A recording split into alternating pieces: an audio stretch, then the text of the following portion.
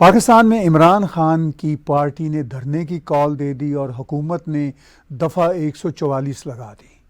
गिरफ्तारियां शुरू हैं, एक कांस्टेबल हलाक हो चुका है और उसकी हलाकत पीटीआई के जो बहुत ही सरकर्दा कारकुन हैं उनकी फायरिंग से हुई।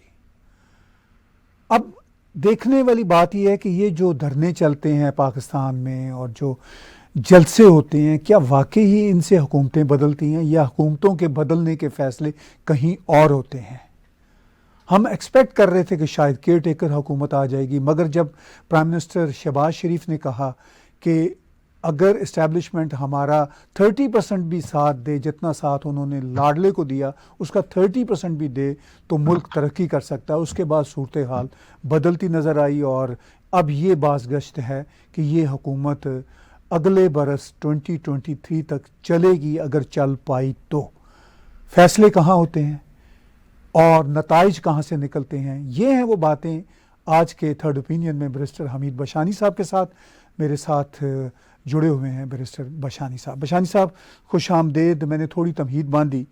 कि फ़ैसले कहाँ होते हैं असल में। क्या ये धरने, ये जलसे, ये 20-20 लाख लोग इकट्ठे करने के दावे और इकट्ठे 10-20 हज़ार हो जाएं तो बहुत बड़ी बात है, लेकिन एक अनारकी की सिचुएशन है। मगर इन सब हक़ाइक़ के बावजूद हमने बशानी साहब गुज़िश्ता एक महीने में देखा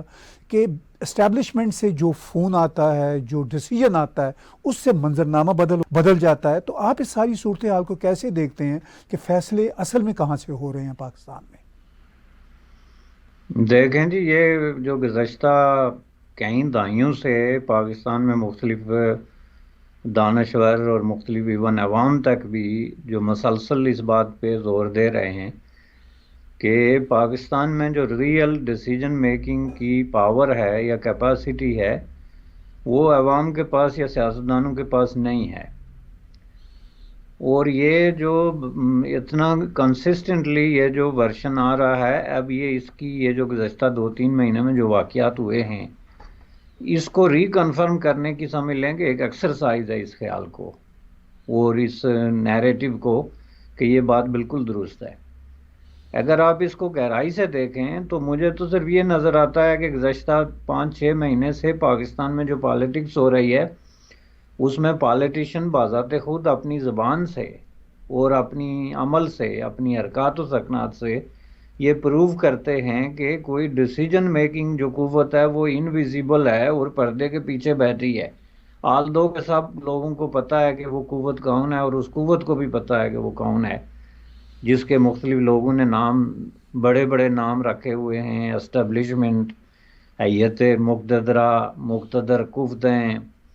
बाअसर कुव्वतें, ताकतवर कुव्वतें। लेकिन ये सारे नाम जो हैं जब मौजूद हैं तो सबको पता है वो कौन है, लेकिन किसी में ये जुर्रत नहीं है कि वो उनका नाम लें। लिहाजा इसी तरीके से जो उनके नाम हैं उनसे जो है वो मामला चलता है। लेकिन ये एक बड़ी अनफॉर्चुनेट सिचुएशन है पाकिस्तान, पीपल ऑफ पाकिस्तान के पॉइंट ऑफ व्यू से, कि अगर एक आध सियासतदान की ये दौड़ हो कि मैं एस्टेब्लिशमेंट की जो है वो किसी तरीके से आशीर्वाद या उनकी जो है वो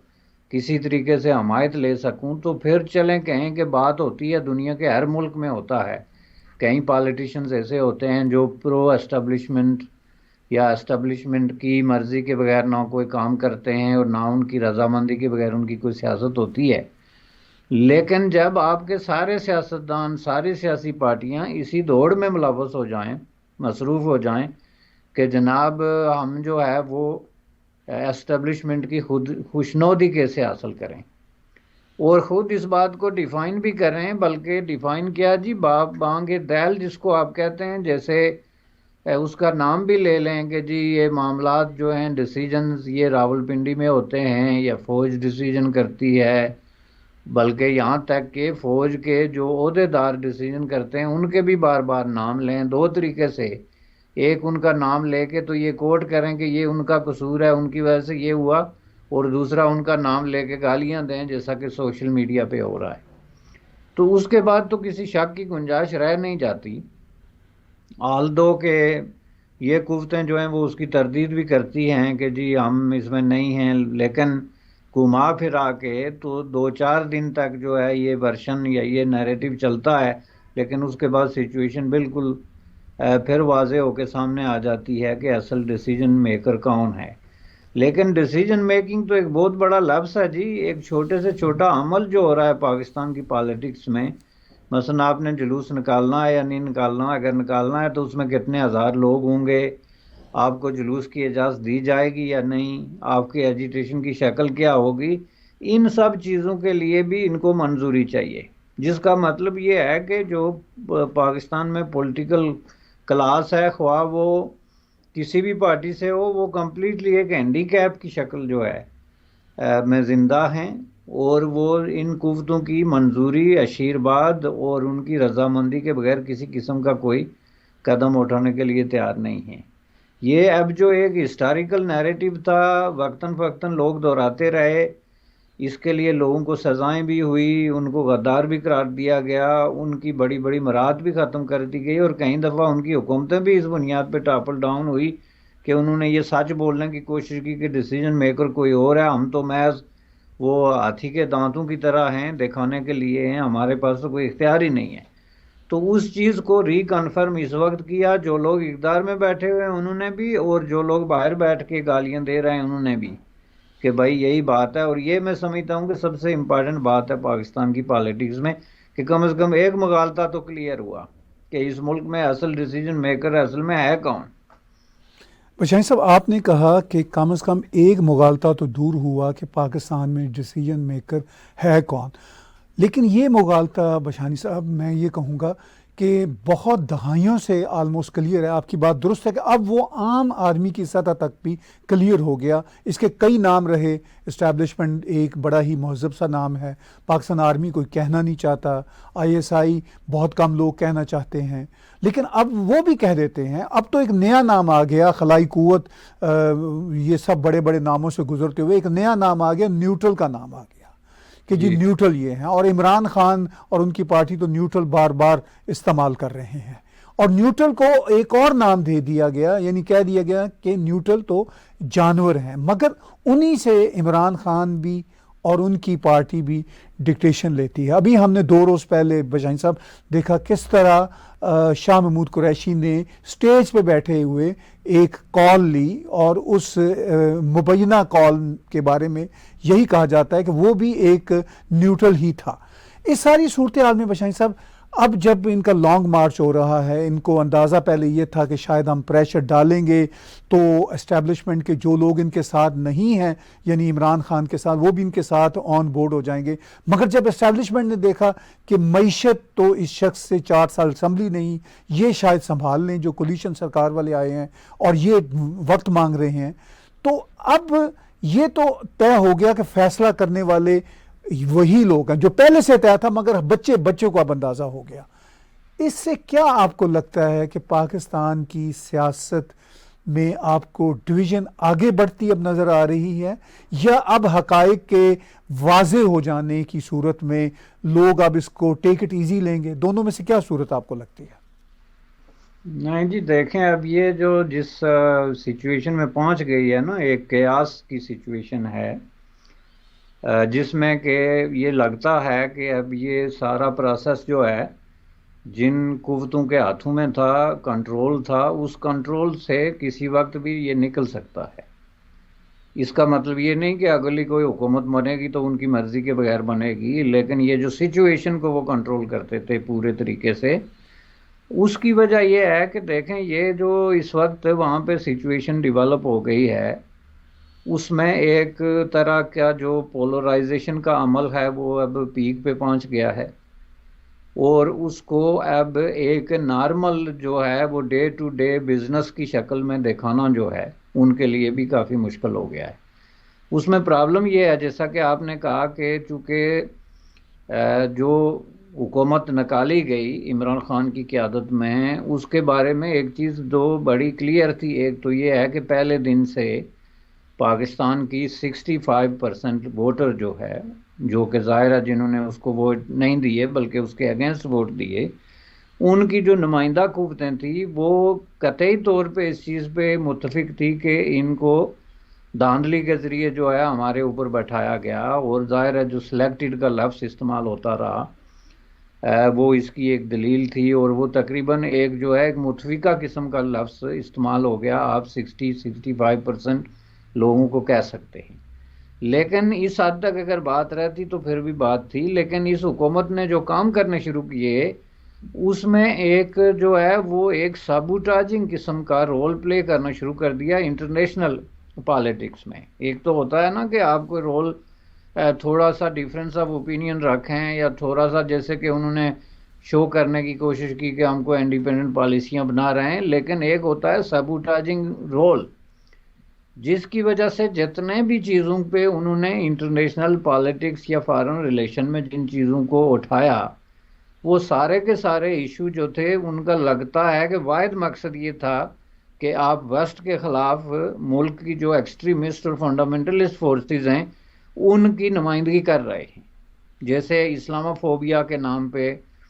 उन्होंने जो है वो यूरोपियन यूनियन पर हमला कर दिया, या कनाडा जैसे मुल्कों को जो कि नॉर्मली मोस्टली जो है वो गैर जानबदार रहते हैं या एक सॉफ्ट कार्नर रखते हैं ऐसे मुल्कों के लिए,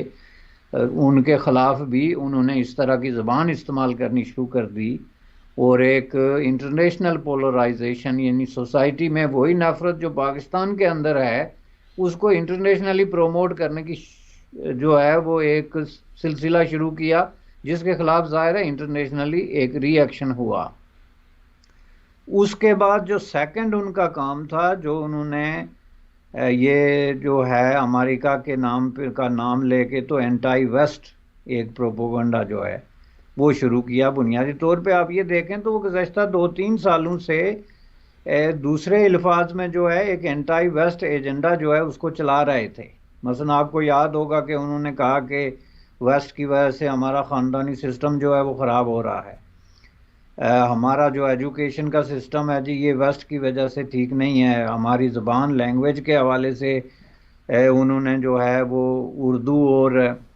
अंग्रेज़ी को जो है एक पैरेलल और मुतज़ाद और कॉन्फ्लिक्टिंग जो है लैंग्वेजेस, जो कि दुनिया की मैं समझता हूँ कि हिस्ट्री और ज़बानों की लैंग्वेज में एक पहला वाक़या है बनाने की कोशिश की। उसके बाद लिबास के हवाले से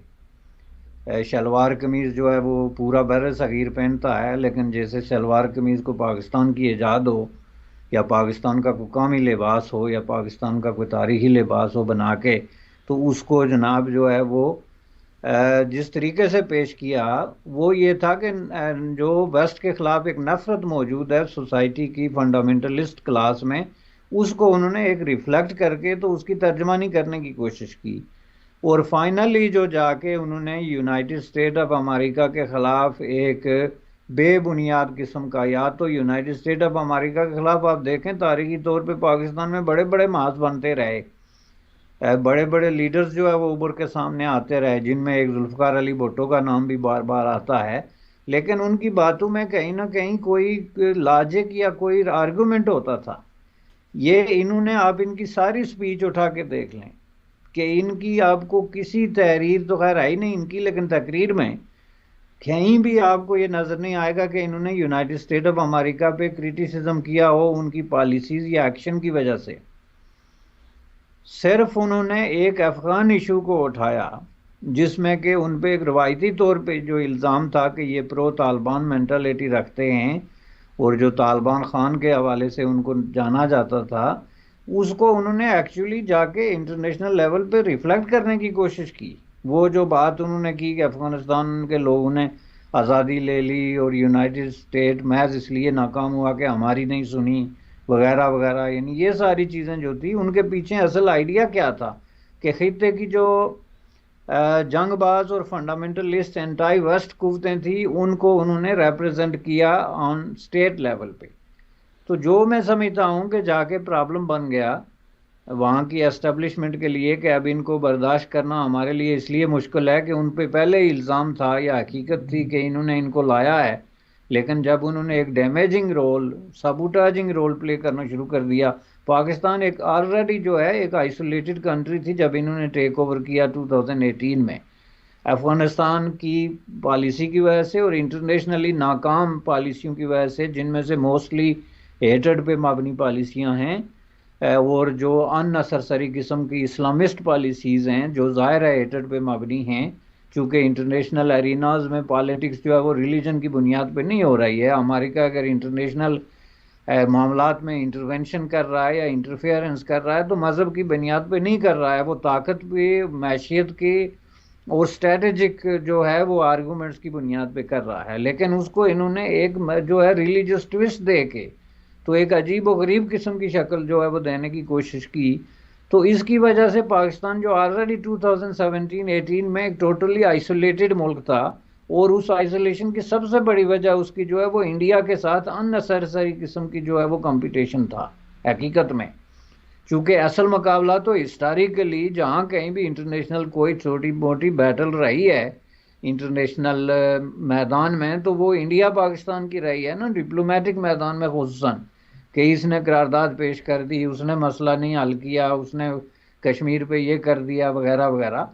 तो उस हवास साहब से पाकिस्तान ऑलरेडी अपनी फेल्ड पॉलिसियों की वजह से दीवार से लग चुका था 2017 में। एक आइसोलेटेड कंट्री थी, उसमें आपके जो ब्रादर इस्लामी मुल्क जिनको आप कहते हैं उन्होंने भी आपको जो है वो दीवार से लगा दिया था, और जो नॉन इस्लामी दूसरे मुल्क हैं उन्होंने तो खैर पहले से एक राय है, वो तो उस पर तो वैसे ही आपका कोई असर रसूख नहीं था सिवाय कर्जे मांगने के या इमदाद मांगने के। तो उसको इन्होंने आके तो बजाय इसको कि वो नॉर्मलाइज करें एक पढ़े लिखे शख्स के तौर पे, कहते हैं मैंने वेस्ट में पता नहीं कितने मुद्दें गुजारी हैं, और वो देखें कि इंटरनेशनली जिस तरह लोग नॉर्मल ताल्लुकात रखते हैं पड़ोसियों के साथ या इंटरनेशनल कंट्रीज़ के साथ, उसको रिस्टोर करने की कोशिश करें। उन्होंने जो रवैया अपनाया वो तो बहुत डैमेजिंग था, और अल्टीमेटली उससे डैमेज फिर वहाँ की एस्टेब्लिशमेंट हुई, चूँकि वहाँ की एस्टेब्लिशमेंट जो है वो उसके बहुत बड़े बड़े माशी और सियासी मफादात जो हैं वो वेस्ट के साथ वाबस्ता हैं, मटेरियल किस्म के जो है उनके इंटरेस्ट हैं वेस्ट के साथ, जिसमें उनके बच्चों की एजुकेशन है, उनकी अपनी प्रॉपर्टीज़ हैं, उनकी अपनी इन्वेस्टमेंट्स हैं, और इवन देन के वो स्ट्रेटजी के हवाले से भी वेस्ट से उस तरीके से मुकम्मल तौर पे डिटैच नहीं हुए हैं, चूँकि पाकिस्तान की जो मिलिटरी अलाइनमेंट है वो बेशक चीन के साथ जितना भी वो कर लें, लेकिन अभी तक वो बहुत हद तक यूनाइटेड स्टेट ऑफ अमेरिका पे डिपेंडेंट हैं अपने बहुत सारे असला और इस तरह की चीज़ों से। तो इसलिए फिर उन्होंने समझा कि जी इनसे जान छुड़ाई जाए, चूँकि ये अब हमारे लिए एक लाइबिलिटी बन गए। और उस जान छुड़ाने के चक्कर में खुद मिलिटरी के अंदर एक, अगर आप डिवीज़न ना कहें लेकिन एक कॉन्फ्लिक्टेड किस्म की ओपिनियन जो है वो उभर के सामने आई। चूँकि पाकिस्तान मिलिटरी में भी गुज़श्ता 20 साल में खुसूसन ज़िया-उल हक़ के बाद एक ज़िया-उल हक़ टाइप मेंटालिटी जो है जो उन्होंने उस वक्त भर्ती की थी सिफारसों की बुनियाद पे और मेरिट को पायमाल करके, और जो सारी वो अपनी एक सोची समझी मुहिम के तहत जो इंटर किया था उन्होंने लोगों में, उसमें मोस्ट ऑफ द जो है वो प्रो जमात इस्लामी टाइप जो नौजवान थे उन्होंने उनको कमीशन दिए और उनकी सिफारसों पे जो है वो भर्ती हुए। अब वो आगे आए हुए, और जाहिर है उनकी सोच इन लोगों की सोच के बहुत करीब है जब कभी भी आप इंटरनेशनल पॉलिटिक्स की बात करेंगे। यही वजह है कि तारीख में पहली दफ़ा आपको नज़र आ रहा होगा कि ये कहते हैं हमें आज़ादी चाहिए, लेकिन कभी इनके ज़बान से आपने सुना कि आज़ादी किस से, क्यों, किस शक्ल में, मसला क्या है आपका, कब्ज़ा किसने आप पे किया हुआ है। वो लोग बातें करते हैं जो कहते हैं जी हमें आज़ादी चाहिए चूँकि यहाँ IMF की हुक्मरानी है या वर्ल्ड बैंक की जो है वो डोमिनेशन है या इंटरनेशनल जो मॉनिटरी फंड्स हैं उनकी जो है वो अजरादारी है, या यूं कह लें कि इंटरनेशनल मल्टीनेशनल कंपनीज़ का जो है वो इस्तेसाल है, लिहाजा इनको अल्लाह तो आज़ादी लें। तो वो कोई सेंस बनता है, दुरुस्त है या गलत है, लेकिन एटलीस्ट किसी लॉजिक के ट्रायल पे उतर सकता है। ये आके जाके तो सबसे पहले IMF के सामने हाथ जोड़ते हैं कि खुदा के लिए हमें अगली किस्त दे दो 1 बिलियन की, जो लोगों के ज़ाती खर्चे हैं। ये मैं एक पढ़ रहा था, अमेरिकन एक्ट्रेस है जिसका अपना ज़ाती इनकम जो है पाकिस्तान का टोटल तकरीबन जो है $42 बिलियन से ज़्यादा है। तो वो 1 बिलियन के लिए पूरे मुल्क को जो है वो समेत जो है सजदा रेज हो जाते हैं, कहते हैं हम जनाब अल्लाह के अलावा किसी की इबादत नहीं करते, वही या कनाब दो और इस तरह की आयतें पढ़ते हैं। लेकिन प्रैक्टिस में देखें कि IMF के सामने किस तरह लेट के तो उन्होंने वो सारी शराइत मानी हैं जो ये बहुत सारे छोटे छोटे चिली और बोलीविया और इस तरह के मुल्कों ने मानने से इनकार कर दिया था, और उसकी बाकायदा डॉक्यूमेंटेशन है जहां आईएमएफ को कई मुल्कों से इस तरह निकाला गया इस बुनियाद पे कि ये शराइत अवाम के बस की बात नहीं संभालना, लिहाजा हम नहीं मानते। अब इसका मतलब क्या है कि इनके अंदर कोई आज़ादी की डेफिनेशन, कोई इनकलाबी नज़रिया या कोई सोच नहीं है, बल्कि ये सिर्फ इस लफ्ज़ को एक्सप्लॉइट करके लोगों को इस्तेमाल करने के उसमें थे, जिसके नतीजे में ये सिचुएशन आ गई कि इस वक्त जो है वहाँ पे पाकिस्तान में अगर कोई ये कहे कि जो मॉब रूल जिसको आप कहते हैं, एक अनारकी की सिचुएशन जिसमें कि आप एक क्राउड को जमा करके तो रियासत पे कब्जा कर सकते हैं, वो अटेम्प्ट हो रही है। मसलन इस वक्त हम मान लेते हैं कि इमरान खान जो है वो अगर 1 लाख आदमी ले आए या 2 लाख आदमी ले आए और आके इस्लामाबाद में बैठ जाए कि नहीं जी मैं वापस नहीं जाता, आप इलेक्शन की तारीख दें या लेजिस्लेचर को जो है वो डिज़ाल्व करें, तो इसका मतलब क्या है कि वहाँ पे रिट जो है अगर ये मान लिया जाएगा तो ये फिर इसका मतलब है रिट फिर उनकी है ना, चूँकि हुक्म आप दे रहे हैं। अब हुक्म आप एक ऐसे तरीके से दे रहे हैं कि आपके सामने जो है वो रियासत घुटने टेक चुकी है, या जो लोग इक़्तिदार में हैं उनकी कोई से नहीं है, पहली बात ये है। तो इसका मतलब ये है कि अगले 2 साल बाद अगर वहाँ पे कोई और उठता है जो 3 लाख लोग ले आके आता है, तो जाहिर है वो यही काम कर सकता है, चूँकि कोई और तरीका नहीं कि आप उसको रोक सकते हैं। तो इसका मतलब ये है कि पाकिस्तान में डेमोक्रेसी जो है वो एक मजाक है।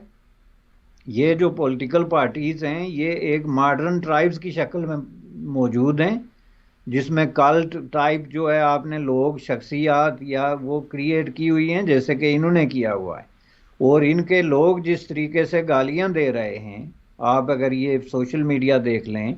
ख्वाह वो जनरल हूँ या जजेस हूँ या जो भी मुल्क का कोई भी जो है किसी बड़े ओहदे पे कोई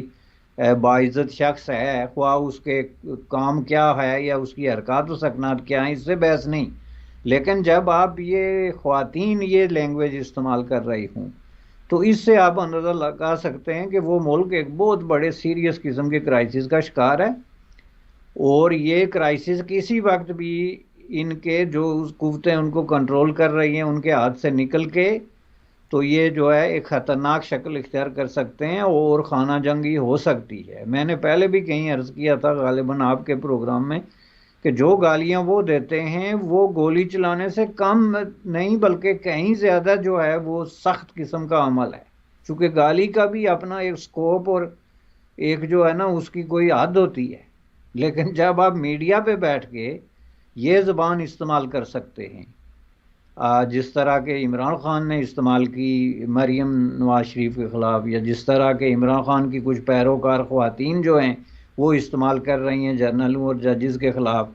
तो वो तो गोली चलाने से कहीं ज़्यादा आगे का काम है। गोली चलाना कोई नया काम नहीं, गोलियां चलती रही उस मुल्क में और हर मुल्क में चलती हैं।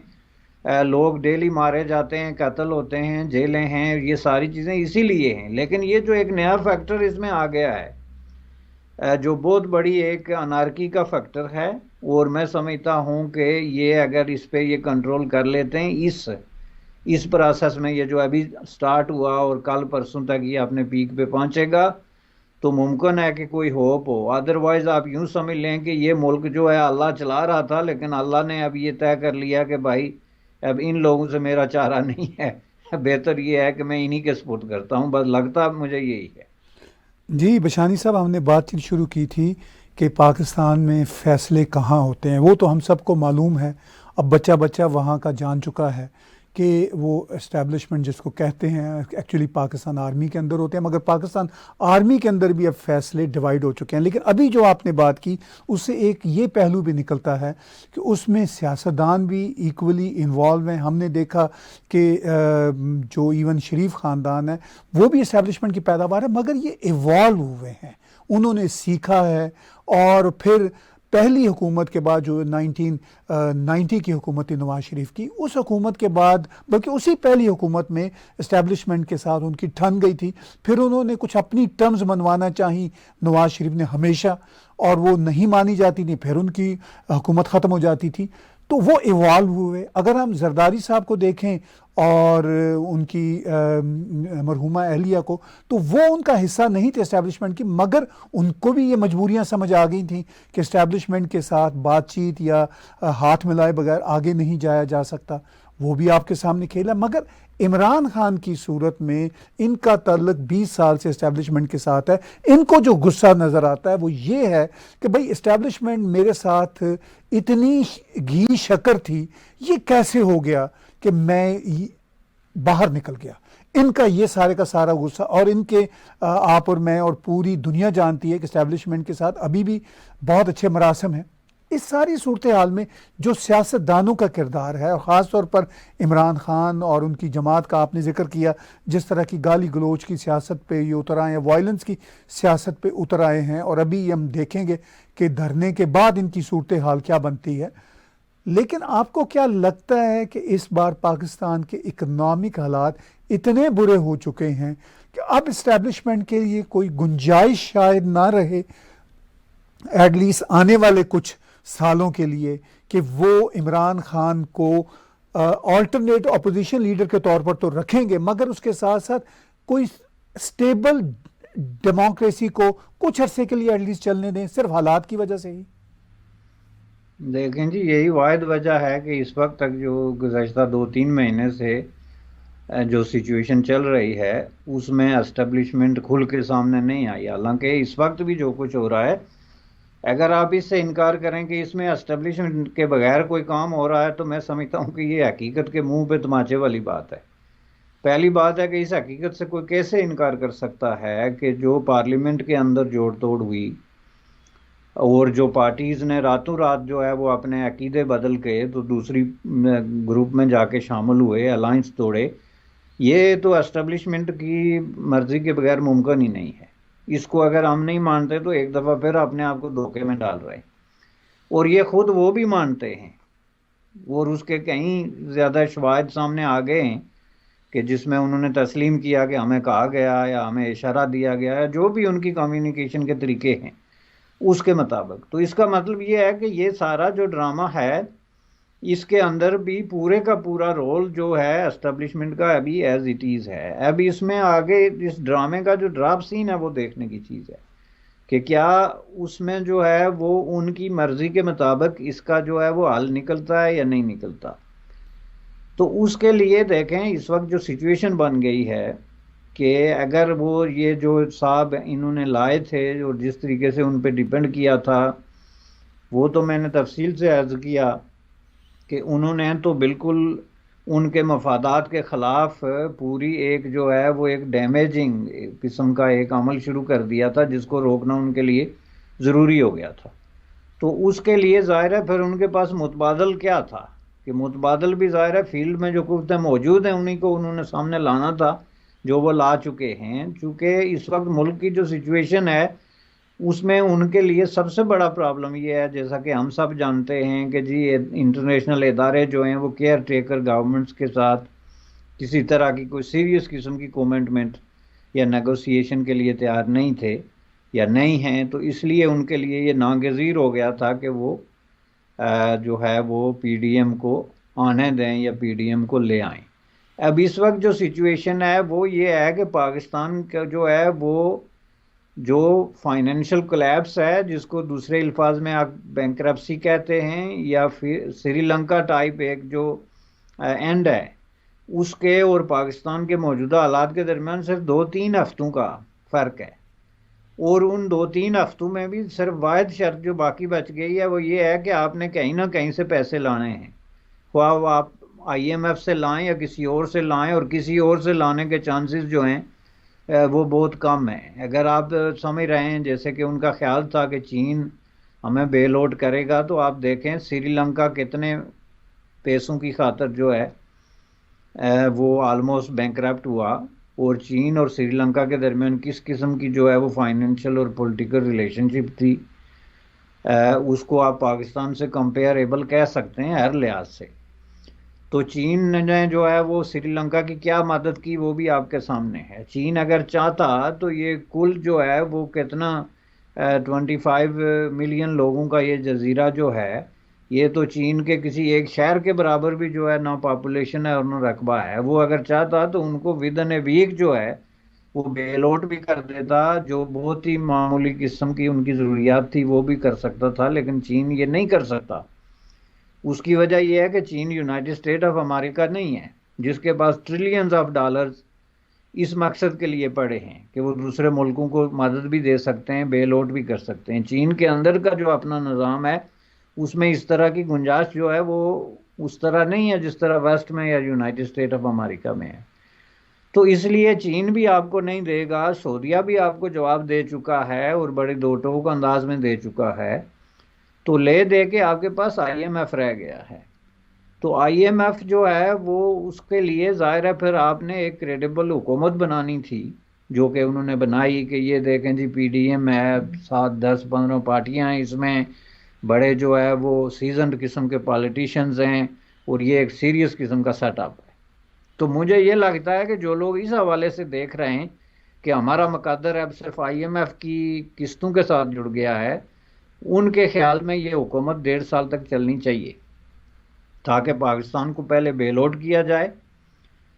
उसको जो है ये क्राइसिस से निकाला जाए, और जो थ्रेट है बैंकरप्सी की और टोटल कोलैप्स की उसका पहले मुकाबला किया जाए, तो हुकूमतें बाद की बात है। तो इसके लिए मुझे लगता है कि वो जो है वो इमरान खान को ये खामोश करा सकते हैं कि आप अभी थोड़ा सा हाथ हल्का रखें। लेकिन ये भी डिपेंड करता है कि देखें यहाँ तो हालत ये है ना कि कोई भी कोई शर्त मानने के लिए तैयार है इक़्तिदार की खातर। तो मुमकिन है कि उनके दरमियान ऑलरेडी इस बात पे कम्युनिकेशन हो चुकी हो इमरान खान के साथ भी कि अब की बार अगर हमें आने की इजाज़त दे दी गई तो वो गलतियां हम दोबारा नहीं करेंगे जो हमने की, और इसका वो बार बार एज़हार भी कर चुके हैं कि हम ऐसी गलतियां जो हमने सीखी हैं वगैरह वगैरह, तो अब वो एस्टेब्लिशमेंट की पॉलिसियों के मुताबिक ही जो है वो अमल करेंगे। तो इसलिए अब हम देखते हैं कि ये मार्च जो हो रहा है कल, इसकी क्या शक्ल है। लेकिन जैसा कि आपने कहा कि जब उन्होंने क्रैक डाउन कर दिया और एक सख्त किस्म का मौक़िफ़ वो इख्तियार कर रहे हैं, तो फिर मुझे ये लगता है कि वो उनको फिर इसमें थोड़ा आगे जाना पड़ेगा। ये एक ऐसा प्रोसेस नहीं है कि आप ताकत का इस्तेमाल करके तो फिर अपना इरादा बदल लें। जो ही उन्होंने ताकत का इस्तेमाल किया तो उसको फिर अगर उन्होंने एंड तक ना लेके गए तो उनको बहुत बड़े रिएक्शन का सामना करना पड़ेगा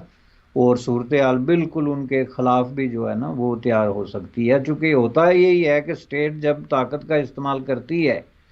और वो हालात को मुकम्मल तौर पे अपने कंट्रोल में नहीं ले सकते या लेने में नाकाम रहते हैं, तो एक काउंटर रेवोल्यूशन और एक तरह का बहुत बड़े रिबेलियन का ख़तरा होता है, जो कि यहाँ पे भी मौजूद है। इन लोगों की आप ज़ुबान देखें कि जो लोग मीडिया पे बैठ के इस तरह की गुफ्तगू कर सकते हैं, इस तरह की बातें कर सकते हैं, वैसे अगर उसको देखा जाए तो दोनों तरफ आप देखें, जो वज़ीर दाखिला राना सनाउल्लाह की जो ज़ुबान है और उसके जवाब में जो शेख रशीद की जवाबां गज़ल है, जैसे कि उनके जो है आबा व अजदाद का झगड़ा है और पाकिस्तान उनकी जागीर है जिस पे वो लड़ रहे हैं कि मैं ये नहीं करने दूंगा, मैं वो नहीं करने दूंगा। कोई वज़ीर दाखिला या कोई मिनिस्टर जो है उसका हक नहीं पहुंचता कि वो लफ्ज़ में इस्तेमाल करे कि मैं आपको घर से नहीं निकलने दूंगा। Who the hell you are by the way. अगर कोई कॉन्स्टिट्यूशन है, कोई डेमोक्रेसी है, कोई हुकूमत है, तो उसके लिए इस तरह के आप लफ्ज़ इस्तेमाल नहीं कर सकते, ख्वाब आप कोई भी हों। लेकिन ये दोनों तरफ से जो मैच चल रहा है गालियां देने और भड़क लगाने का, इससे ये लगता है कि पाकिस्तान के अंदर पॉलिटिकली पाकिस्तान जो है वो सख्त किस्म के जवाल का शिकार है, जिसमें अखलाकियात, ज़ाब्ते, उसूल, कोई मज़हब, तरीक़ाकार या जो वहाँ की जो और सब चीज़ों को छोड़ें जी, एक जो तहज़ीब है, एक तहजीब होती है, हर मुल्क का अपना एक मजाज होता है कि उसमें लोग इस तरह मजमे में एक दूसरे को गालियां नहीं देते या इस तरह की मीडिया पे बैठ के जो कि हो रहा है। तो मैं ये समझता हूँ कि अगर इसको इन्होंने कंट्रोल ना किया प्रॉपर तरीके से, इस क्राइसिस से रास्ता ना निकाला, तो ये बहुत बड़ी ख़तरनाक शक्ल इख्तियार कर, जिसको वो खुद ही कहते हैं कि खाना जंगी का ख़तरा है। और खाना जंगी का सबसे ज़्यादा डंडूरा जो पीट रहे हैं वो खुद इक़्तिदार में हैं और फिर वही हैं जो बाहर हैं दोनों, कि जी ये ना किया गया तो खाना जंगी होगी और ये ना किया गया तो। और आप देखें जो साबिक मिनिस्टर है इंटीरियर, उसने भी यही कहा कि ये खूनी किस्म का मार्च हो सकता है, खाना जंगी हो सकती है। जो बैठा हुआ इंटीरियर मिनिस्टर है वो भी ये कहता है कि ये खाना जंगी की साजिश कर रहे हैं, तो फिर खाना जंगी क्या होती है? तो इसलिए मैं समझता हूँ कि सूरत हाल काफ़ी जो है वो ख़राब है, और अगर ये कंट्रोल ना हुई तो इनके हाथ से निकल सकती है। जी बशाइन साहब, आखिर में मैं मुख्तसरन इस हवाले से भी थोड़ी सी आपकी राय लेना चाहूँगा। आपने पीछे बात करते हुए कहा कि पाकिस्तान अपने हर मामले में भारत के साथ कंपैरिजन करता रहा। अभी पाकिस्तान के एक सहाफ़ी मोईद पीरज़ादा ने कहा कि हम इंडिया सेंट्रिक रहे और इसी हवाले से चीज़ों को देखते रहे, लेकिन कंपैरिजन तो भारत के साथ पाकिस्तान का कोई बन ही नहीं सकता। आप देख लीजिए पाकिस्तान में अभी क्या कुछ हो रहा है। $1 बिलियन के लिए ये लड़ रहे हैं, मर रहे हैं, और उधर prime minister Narendra Modi quad के समिट में बैठे हुए हैं, 4 बड़ी ताकतों का वो हिस्सा हैं। और इसके साथ साथ इमरान खान ने अभी अपने इंटरव्यू में कहा कि मेरा सबसे बड़ा प्रॉब्लम ही जो बाइडन के साथ ये था कि उसने हमसे रब्ता ही नहीं किया, और उधर हर दूसरे महीने उनकी बात हो रही है प्राइम मिनिस्टर नरेंद्र मोदी की और जो बाइडन की। तो ये जो भारत ऑब्सेशन है, ये क्या निकाल पाएंगे पाकिस्तान की इस्टेब्लिशमेंट भी और सियासतदान भी? देखें जी, ये तो इनको निकालना पड़ेगा ना। अब ये मसला साइज और ताकत का अगर होता तो पाकिस्तान गुज़श्ता 70 साल से भारत के साथ तो खैर उसका चूँकि सरहद मिलती है, कोई तारीखी तरीके से कोई कॉन्फ्लिक्ट है तो उसका कोई एक्सप्लेनेशन हो सकती है, लेकिन भारत के मुकाबले में भी इसराइल को भी दुश्मन बना के बैठा हुआ है, जो कि अब ज़ाहिर है कि कुछ बातें हो रही हैं कि वो इसको रियलाइज़ कर रहे हैं। लेकिन देखना ये है कि इंटरनेशनल पॉलिटिक्स में जो सफारतकारी जिसको आप कहते हैं, या इंटरनेशनल जो छोटी मोटी बैटल्स होती हैं डिप्लोमेटिक मैदान में, उसमें इन दोनों को डिक्लेयर किस्म का दुश्मन करार दे के पाकिस्तान 70 साल से चलता रहा, जिसका मतलब ये है कि पाकिस्तान की पॉलिसी शायद दुनिया की वाहिद मुल्क है जिसकी पॉलिसी में कोई लॉजिक, कोई दानिश, कोई किसी किस्म की रेशनल थिंकिंग जो है उसका कोई दखल नहीं था। चूँकि आप इंटरनेशनल जो एरिना है, डिप्लोमेटिक जो वेन्यूज़ हैं, उसमें आप जाते हैं गुड विल हंटिंग के लिए, और उसमें आपको स्टार्ट विद इससे करना पड़ता है कि आपके कम अज़ कम दुश्मन और ज़्यादा से ज़्यादा दोस्त क्रिएट हों, तभी जाके आपको इंटरनेशनल पॉलिटिक्स में या लॉबिंग में या किसी तरह की मैनिपुलेशन में अपना कोई स्पेस ले सकते हैं। लेकिन आप शुरू ही इस तरह करेंगे, दुनिया के 2 ताकतवर तरीन ममालिक को बिलावजह दुश्मन डिक्लेयर कर दें, जैसा कि भारत का तो मैंने कहा कि चलें ठीक है, आपका एक तकाजा चल रहा है या 2-3 जंगें हुई हैं आपके दरमियान या प्रॉक्सी वार्स हो रही हैं, लेकिन इसराइल के साथ जो ना लेना ना देना महज इस बुनियाद पे कि फ़लस्तीन के साथ उसका तकाजा है, तो वो चूँकि मुसलमान हैं इसलिए हम भी मुसलमान हैं और हमारा दुश्मन उनका दुश्मन है। अब ये चीज़ें जो है ना, देखें इस बुनियाद पे जब लोग बाकायदा पॉलिसियाँ बनाते हैं तो आप उस पॉलिसी में क्या लॉजिक देख सकते हैं। और यही बात भारत के बारे में भी अब क्लियर हो गई है। अब देखें कि यही इमरान खान जो है, ये कल तक क्या कहते थे कि भारत के साथ मैं किस कदर ख्वाहिशमंद हूँ ताल्लुकात के हवाले से, और मैंने कितनी कोशिश की और मोदी साहब ने ये कर दिया और वो कर दिया। आज आके तो जब इस हुकूमत ने कोई ट्रेड मिनिस्टर मुकर्रर करने की सिर्फ बात की तो उनके जो गुस्से से जो लाल पीले वो हो गए, और जिस तरीके से उन्होंने क्रिटिसिज्म शुरू कर दिया,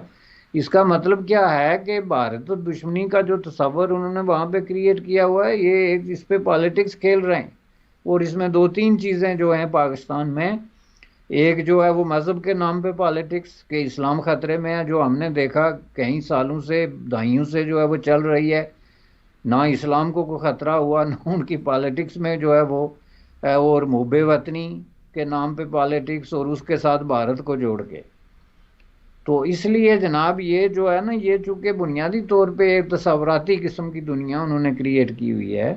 हकीकी दुनिया में ज़ाहिर है जब भी वो आएंगे तो बिल्कुल वही फ़ैसला करेंगे जो मौजूदा हुकूमत कर रही है, कि जब हमारी जो है वो पड़ोस में तजारत नहीं होगी, ताल्लुकात बहाल नहीं होंगे, एक दूसरे के साथ अमन और दोस्ती नहीं होगी, उस वक्त तक ज़ाहिर है हम आगे नहीं बढ़ सकते। बिल्कुल क्लियर सी बात है। तो मेरे ख्याल में ये सब को रियलाइज़ होगा with the passage of time. बहुत बहुत शुक्रिया बशाइन साहब। राय देने का। अब हम देखते हैं कि अगले हफ्ते जब आप और मैं बातचीत करें पाकिस्तान की सियासत किस करवट अपना रुख बदलती है, चूँकि हालात वहाँ के बहुत ही अनप्रडिक्टेबल हैं और ये Exactly. हमेशा से ऐसे ही चले आ रहे हैं। बहुत बहुत शुक्रिया बशाइन साहब। थैंक यू जनाब, आपका शुक्रिया। व्यूअर्स, बातचीत सुन रहे थे थर्ड ओपिनियन में बैरिस्टर हामिद बशानी साहब की। आप टैग टीवी को सब्सक्राइब कीजिए और टैग टीवी के इसी यूट्यूब के चैनल पे डोनेट के बटन को क्लिक करेंगे तो आप हमें कंट्रीब्यूट भी कर सकते हैं। आज का थर्ड ओपिनियन मेरे साथ और बैरिस्टर हामिद बशानी साहब के साथ देखने और सुनने का बहुत शुक्रिया। Subscribe Tag TV YouTube channel and press the notification button.